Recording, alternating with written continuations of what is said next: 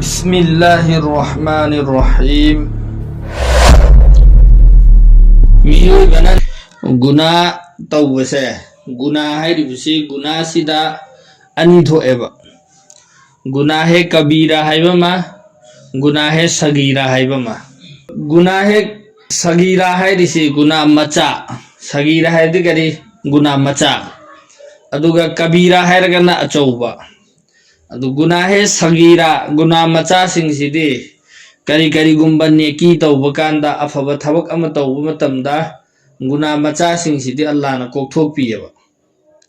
adu Quran da hadith ta la idana adugi thabuktu adu tawradi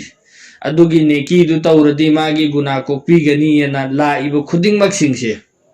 da ishraq ki namaz waladi natragana hal fulana eni bi mafamda adugi neki du tawradi magi guna loina kokthok pirani na la ibang khoisi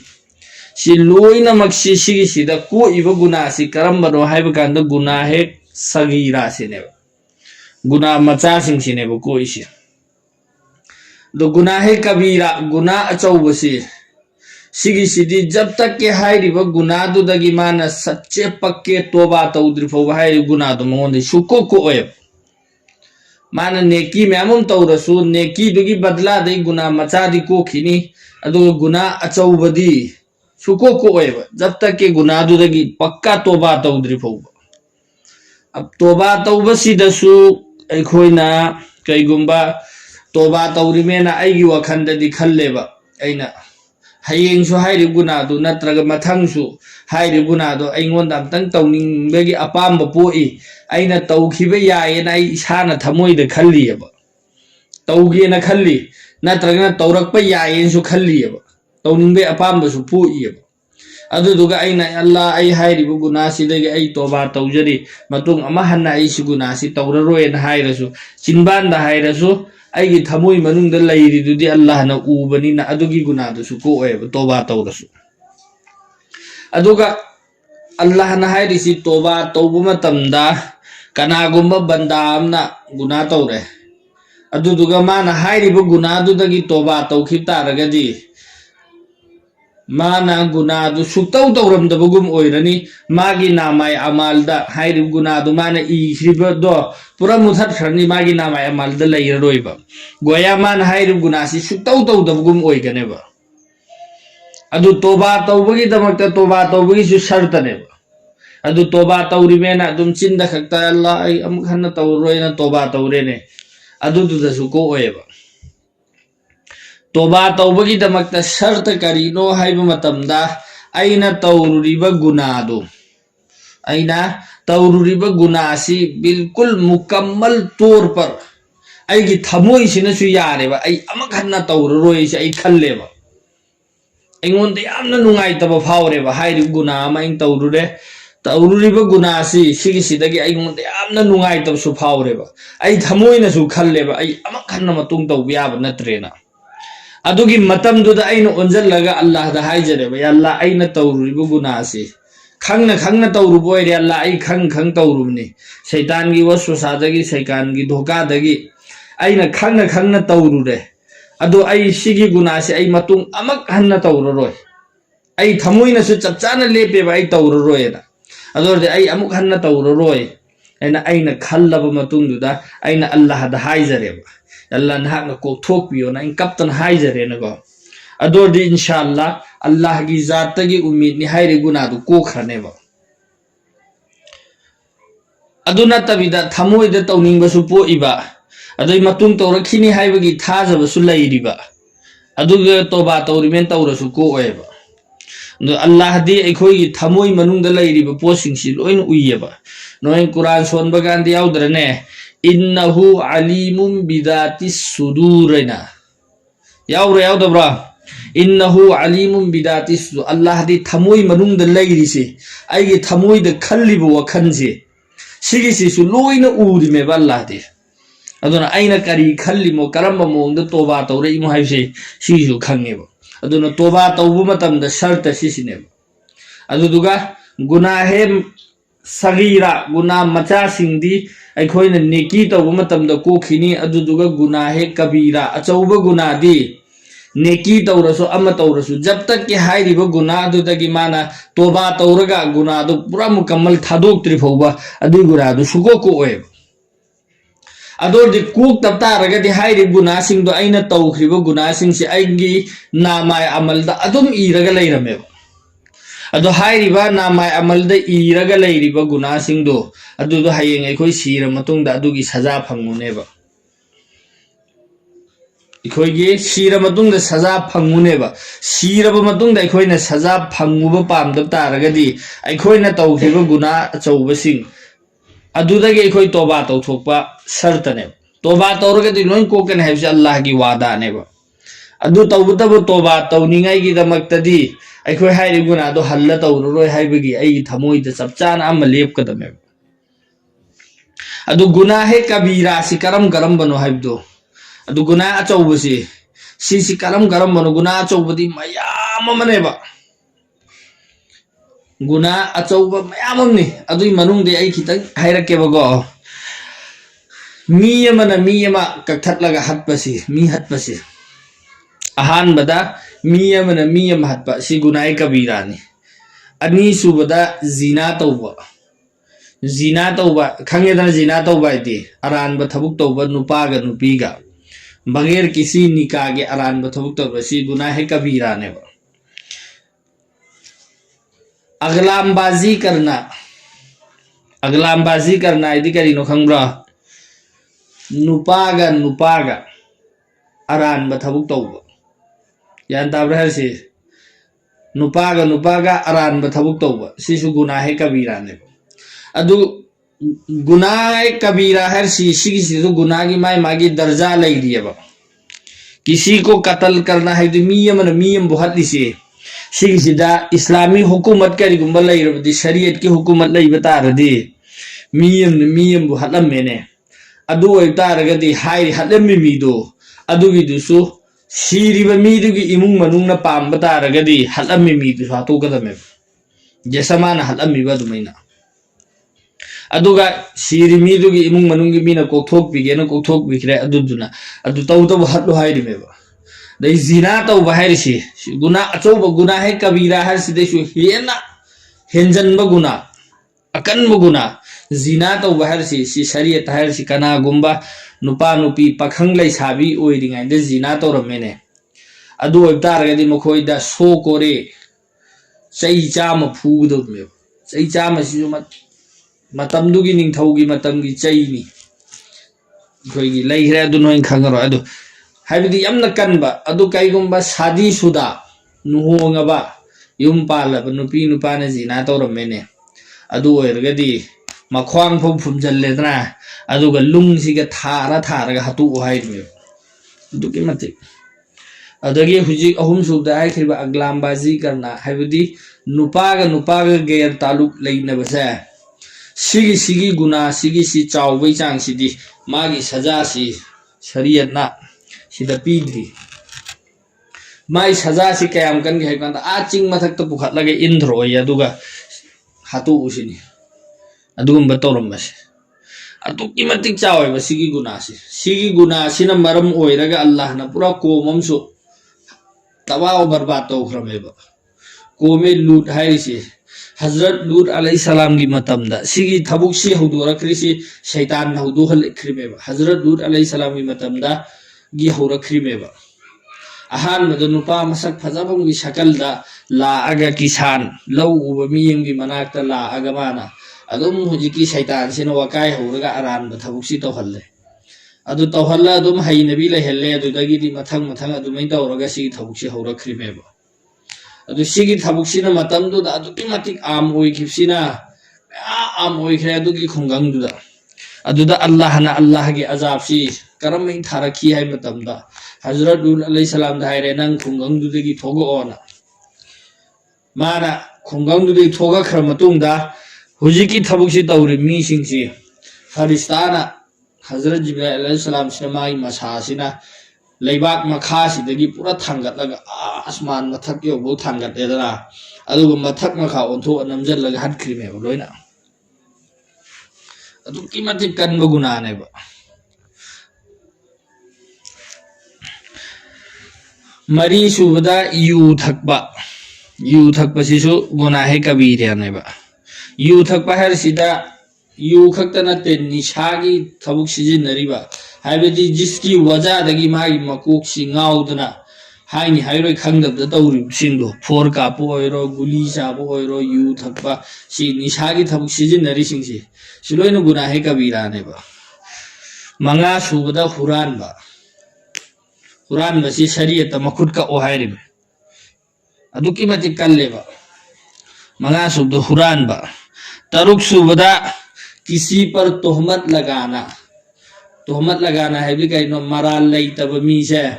कनागुम मी मरान कहीं लेजद मीसे सिगिसिदा मरान season लगा माबु अवाबद तहल्लिदु अदुसु गुनाहे कबीराने तरे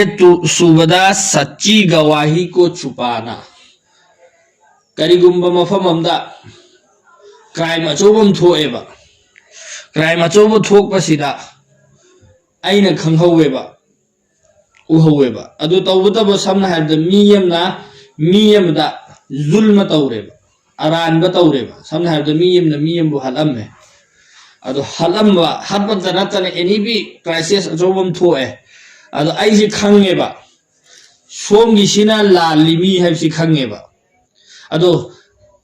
अरालिबा मीदुना अचुम्बा मीदुदा ओंजलगा अरानबा सिजलगा मंगोंदा नमथाक तौरेबा अदु आई खंगना आइना खंगदबा सारगा आई खंगदेना लेथोआ लैरेबा अदु गुनाहे कबीरा ओइगनेबा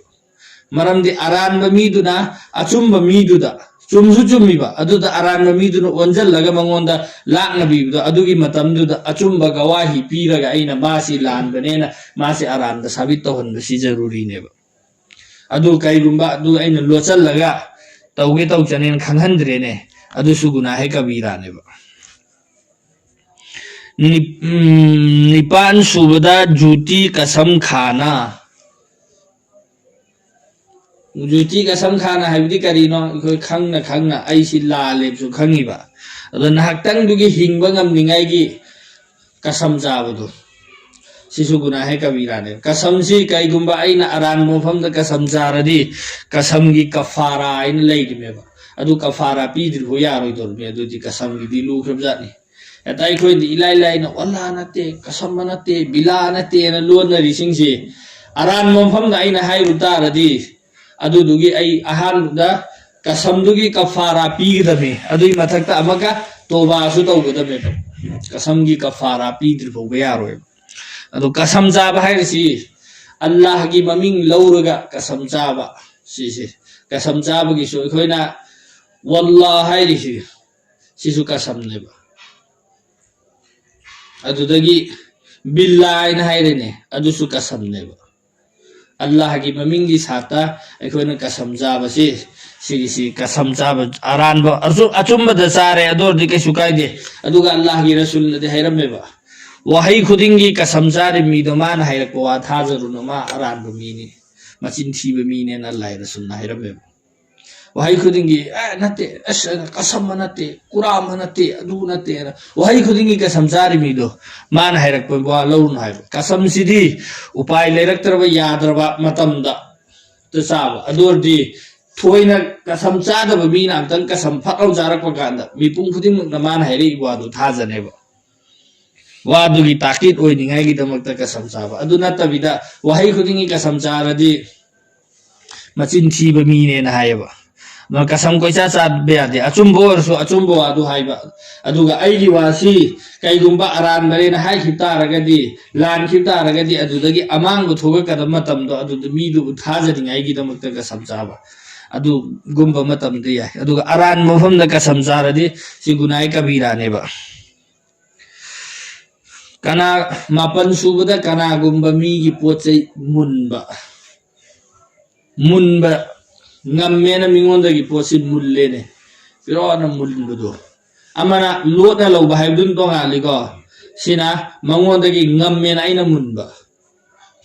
si gunahe kabira neba chobu gunangang tani तरा सुबदा सूदी मामला करना सिददी सेंथोई चाबा नत्रगा सूद हर जी कइनो सेंथोई दुनेबा सेंथोई चाबा खक्ता हाइदेबा सेंथोई की मामला तौबा इनने बाहायरिसे सिदा कराई फौ चल्ली सेंथोई चारिबा सेंथोई पीरिबा अदुदगी सेंथोई चाबा अमसुंग पीबा अनिदुगी मरक्ता याउरिबा मी हेक माना चेनबदा चनबों खोइसि सिलोइनमक गुनाहे कबीरादा चनगनेबा अदगी सेंथोई हरसे अरानबा पैसासे सिगिसि खिजिक्तंग आइगी लुपा लाख अम लैरेबको आइगी लुपा लाख अमसिदा अरानबा लुपा अमा जंगरेबा अदोरदे आइगी लुपा लाख अम पुमांग मांगे अदुदगी अरानबा पैसासी हेक चाखरबा अदोरदे आइगी इसी आइगोंदा चंगइबा इसी अमांगबो ओइरनेबा अदोरदे आइना तौरिबा अमल इबादत लोइना बेकार चटलनेबा अदुनी नोंगा हजरत अबू बकर से सिगिसी मागी मीनाई हाइतारे मागी गुलाम से सिगिसिना नोंगा वरी दुदी चपचाना काउखरेको अदुरसु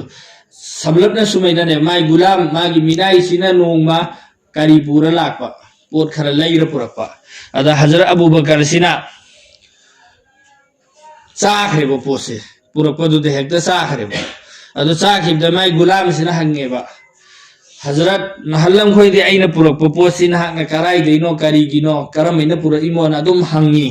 अदु ngasi nahakna hangdabida chakrisibo oina haiba ada hajra abu bakarna ai chak kanna lami ai chak lamanbaduda aina chakhrami adu hujikti hairo karai dei pura imon haiba adu hujikki gulam sina se aina islam puraktringai mamangda aina mafam mumda aina tawizama haibadi dua ama natraga iguma tawizama tawrui adu du dagi mohoi kana ba phangki adu ngasi mohoi do aingon thengna matamda mohoina adugi aingonda kari pirakpani अदुदुदी सिने भाइरसी अदु हाइब्रिदे हजरत अबू बकर सिना ओरे मासी इस नंग आई हटके तौरेने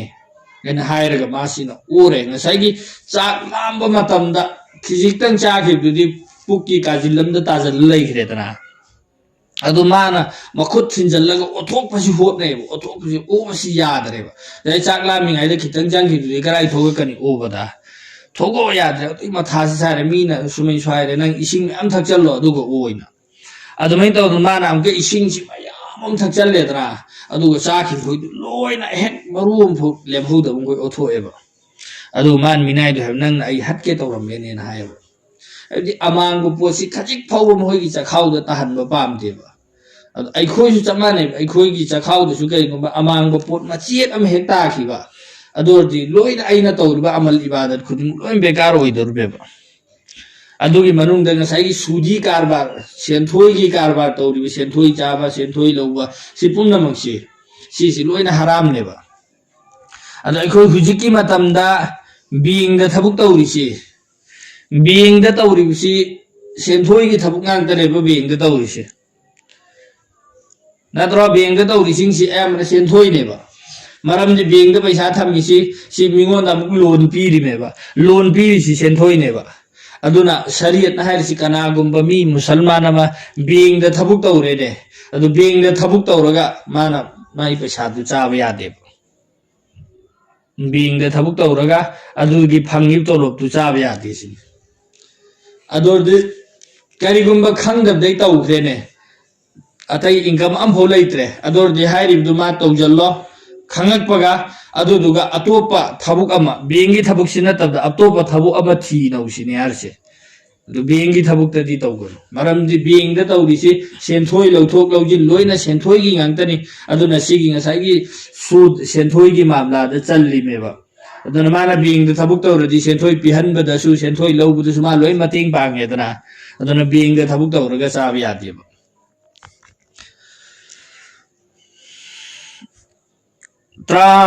त्रामाथोई सुबदा यतीम का माल खाना यतीम मचा सिंह की माल चाबा नाहक यतीम ममा मपा लैखिद्रे अदुई मतुंगदा अंगांग सि कैसु लैतना वाना लैरिबदुदा मखोइगी माल सि चाजनबा यतीम की मान चाबा सिसु गुनाहे कबीरादनी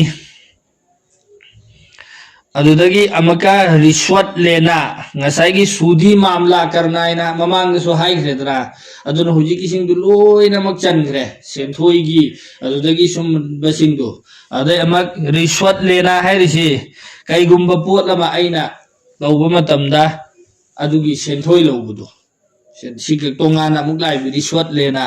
सि सेंथोई लौबा सिदसु मैम चनग्रे कईगुंबा थबुक अमा तौबीरे आइना ngамमिमेबको अदा आइना अदु थबुक तो तौबीगे पैसा पिरोन लौरिसि सिसु रिश्वत नेबा पुलिस ना गले पगा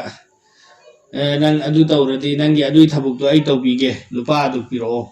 नत्रगना किसी भी ऑफिस ता फम्मिबा मीसिंगना माना थबुक तो पैसा तिंगदबिदा तौरसु याबा थबुक सिंगदा मिंगोंदे पैसा लौरगा थबुक तौरदु सिसु सेंथोइदा चल्लेबा रिश्वतदा चल्लेबा त्रहुमदोई सुबदा जूती हदीस बयान करना अरानबा हदीस बयान तौबा सिसु गुनाह है कबीरा नेबा चौबु गुनाह नेबा अल्लाह की रसूल सल्लल्लाहु अलैहि वसल्लम ना हायरम दबा पोतलमा आइना अल्लाह की रसूल ना हायरम मी ना हायरगा बयान तौबा हायबा मिंगोंदा अल्लाह की रसूल ना हायरम दबा पोतलमा सिगी वईद लाखरबजानी चौबु गुनाहनी अदु सुगुंबसी सि अरानबा हदीस है अल्लाह की रसूल ना हायरम बसी सिसि आइना खंगबा अदु मतुंगदा फौने अखोना हदीसी बयान तौब मतमदा अल्लाह की रसूल ना सुमैना हैरमी ना डायरेक्ट हाइबदु खिजिक्तंग लानखि तारगदी आइगोंदा अदु गुना पुगदोरमेबा अल्लाह की रसूल ना हैरमीदुगा मिलजुल ओइबा अदुगी मवोंग सुगी सिमकने ना हाइबे यादेबा सिगी चांगदा सुमैना ओइरमबे याय हाइबगी मवोंग बयान तौगदमेबा बयान तो अचुम बाहर अदुगा अरान बदी बिल्कुल अल्लाह के रसूल हैरम दब पोतलम सना हाय अखोइना मिंगोन द की हन्निंगाई गिने काइना को अल्लाह के रसूल सुमैना हैरम मी सिगी गुना सि तौरदि सि पुबनेना आइगी वखंददि अफब खल्लिएबा कनागुंबा मियम की हन्निंगाई गी दमक्तने ना हायरसेबा अदु रसु अल्लाह के रसूल हैरम मी मेन हाइगु तारगदि हैरम दब वाम हाइब तारगदि अचुब गुनानेबा गता रहमी करना है कहीं खबर मीसिंग मरी मतादा नत्रगा कैरोई लेकायदा इमानबदा अना थीनबसे मसिन इलै लेतना गता रहमी तौबा मीसिदा हेता चोवा चोवा ngang खतनरगा थीना दोपा मीसे अदु सिसु गुना है कबीरा ने समना हायदा कनागुम मी अमा आइगे युमथंगनरीबा आई युमथंगनरीसे अइना दम मंगोंदा चक चक हौरा दम खतनरे आइगा चंगनदा लेरेने गुना पुदोरमेबा आई लेमिनरे इमानब सिदा आई नुंगोंदा अचाउरम कादना आइना मीसी खतना दो है थीना दो इबा खतना दो इसी लोई गुना है कबीरा ने गतारा मिंगोंदा मसिल लेतना कोई खतनरगा थीनबदो त्राउंगा सुबदा रमजान की रोजा से सी हेंदबदुदी गुना अचौबनी को हेंदबदुदी तोंगान लेखरे हेंदबै गुना हेंदबदु नते हेलम्मगा रुजा काइथोकपसि गुना है कबीरा नेबा रुजा सिदा हेंदबै गुनादी अचौब गुना ओइखरे अदु हेलेने रुजा सि हेलगा काइथोए अदुसु गुना पुगने रमजान दा त्रागा तरुक सुबदा पोचै ओनबदा वाटना ओनबा सिसी पोचै ओनबदा वाटना ओनबा हारसिदा लोइनमक चनखरे कैगुंबा पोटलमा आइना मिंगोंदा पीबा मतमदसु कैगुंबा चांगदा पीबा ओइरो नत्रगा ओनबदो ओइरो वाटना पीबदो अदुगिदो सिसु गुना है कबीरा अदगी त्रात्रे सुबदा फरज नमाज से सिनहोइना नारिमेन हिप्पगा लैरगा नमाज सोंदबदे हेता लैथोइसे नागेरा कनगेरा फरज नमाजी मतम चाना सोंदबा सिसु गुना है कबीरा ने अखोइनि लाइना खल्लिएबा समना हायबदा कनागुंबा मी अमा अचौबा उजर लैतबिदा दुम मासे जुहर की नमाजी हेंदोहनख्रेबा दुमाना असरदा माना कजादी सिंगेबा कजा सिंगगसु मा तोबा तौद्रि फौबा यारोय कजादी सिंगख्रेबा नमाजतुगी मंगोंदा तो लंबा लंदोंदुदी कोखरनेबा कजा सिंगमिना तौबतबु माना जुहर की नमाज तो असरदा सोनख्रिदो अदुदा पुख्रिबा गुनादो अदुगी गुनादोगी मा तोबा तौद्रि फौको ओयबा गुनाहे कबीरानी अचौबु गुनानी तोबा तौद्रि फौको ओयबा Adumana Allah da hai jabtare kaza singa matung da su ya Allah ai matam chana son bangam haudre son haudre aduni Allah nang ko thokpiyo na adu ngasai mamang da hai jab to mena si da su toba to buganda magi wakhanda chap chana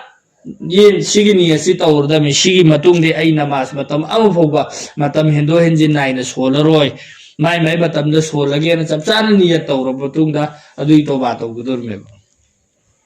kaza singab su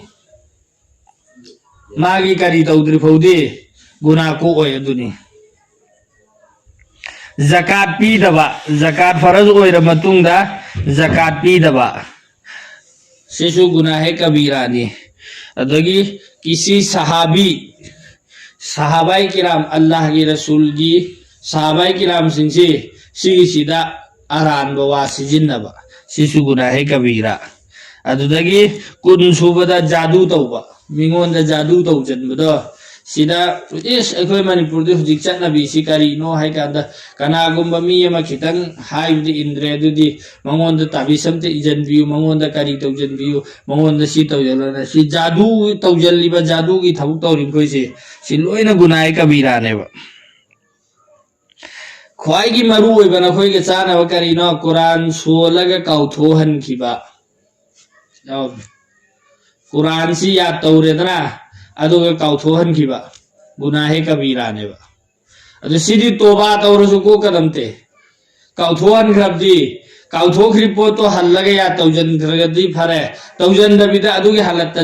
out oi grene hayeng kayamat kinumit taman hogulap kana magi mamai masase si mamai si da matung mo phoyaure sip saru ngang to oi gani kayamat kinumit hogat sa pukan mi higi ing na ni kari no mai mamai si matung am te yaudri si bon ada hang bagan hai ne ma khoi se mo khoi sing si Quran solaga kauhan ki ba mi sing duniyan hai gani Quran solaga kauhan bodo chugli karna chugli to chiron chat bodo sisu guna hai kabira ne ba chiron chat pasi mi yama sida li haure asai ja sisira daumni magi aduni dane mi dugi phatta baba hijilla me adu maina chiron chikha chatlidu adu su gunai kabira ne ba achaubu gunani toba tawdir hoku kadamte ba adu mathaktam ka hukukul ibad ne ba sidi Allah gi hak nate banda gi hak ne ba mi duna maaf tawdir phoba amaka ko kadamte ba khangra yam sathi grab jatni अदुदगी मथंगदा औरत का अपने खाविन की नाफरमानी करना नुपी सिंगना मागी मवा न highway इंदबदो अदुदुसु गुनाहे कबीरा ने बा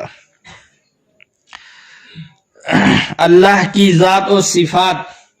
और इबादत में किसी को शरीक करना अल्लाह की जात अमसुंग इबादत तौरी सिदा अतोप मी पुनसिलहन बा अतोप मी की शरीक तौबा सिसु गुनाहे कबीरा ने सिदे खोय तौदे अदु तौ तब इबादत तपुन बे यावे बा इबादत तपुन बाय दि करिनो आइना कैगुम थब अम तौरे बा मी उ कांदा माना आइसि नमाजी ने हाय खिस्नो नमाज होले ने मी दु शरीक तौजल मे बा शिरक संगमे बा मी उनिगाई तौबो कांदा इबादत तौबो कांदा करिगुम्बा अखोइना मी बु शरीक तौरगा मी उ खिस्नो माना फै हाय सनोना तौबो अर्दे अदु दु शरीक तौबो कवैबा अदु गुनाने बा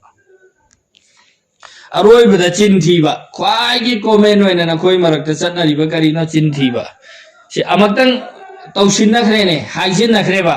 एस आई अदुनी aina aran bawam haigreba adu aini khalliba aidi haidu amaga wadu haidu amaga nahtang dugi hingre kawgreba aigi ithakta mana gunahe kabira tawre ne ira leigrabeba jab tak aina adu tawkhrido adu dugi toba tawdirbo ko kadabteba jhut bolna aran bawa hai bise mingonda hamesha achumba ngang nge hodakdabe achumba ngangana चाहे अचुंब दो ngang ba matam da nahtang dugi aingonda awaba khitang oikhraso ko na thangda dugi aingonda kana phangane aran ba haijil laga nahtang dugi hingraso jab tak ke adugi potu na masina kai dawdir po tension adum laigane ba kana gomba mi ma aran ba haire ne adudi mana aran ba hairi du aran ba si haira matung da so adum kira laigane ba करिनो कीरे लेदोसी खंग हिद्रा आइबु फारका दौरिब्रा खंग खरद्रा इन अदुम कीरे लेगनेबा अदो अमतंग अरान बदो हायरगा अदुम कीरे लेबे महुत्ता अचुम हाइदोगा नाहतंगदुदा मामला खत्म तौखिबदुन हेन वैसंद्रो अरान भाईरा फारक खिदरा खंगकदरा अइन हाइसे खंगखिदौरिब्रा खंगखिदौरन सोम किरगा नमि चुप्पदु लैगिदि सरते अचुम भाईगा नाहतंगदुदा मामला दु लोइसनख्रगा सामने वाला दुसु तारिबा मी दुसु तसल्ली ओइबा आइसु नाहतंगदुदगी वैसंदोकबा अदुनो हेन फद्रो सी गुनाहे कबीरा की लिस्ट नेबा सी तगी नतबा अतोपसु म्यामम लैरिबा गुनाहे कबीरा दी अदो मरुओइना अखोई की मरक्ता चतनरिबा गुना अचौबसिंदो